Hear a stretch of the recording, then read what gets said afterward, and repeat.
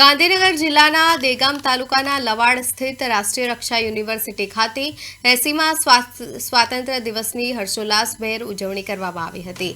જિલ્લા કલેક્ટર રવિન્દ્ર ખતાલેએ આન બાન શાન સાથે તિરંગો લહેરાવી પરેડની સલામી ઝીલી હતી.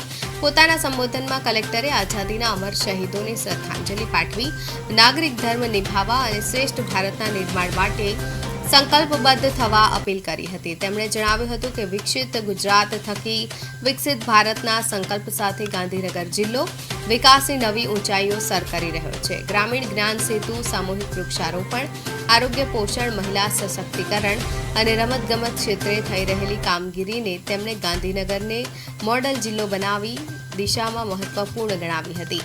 કાર્યક્રમમાં પોલીસ પરેડ, વિદ્યાર્થીઓની સાંસ્કૃતિક કૃતિઓ અને વૃક્ષારોપણ સહિતના કાર્યક્રમો યોજાયા હતા.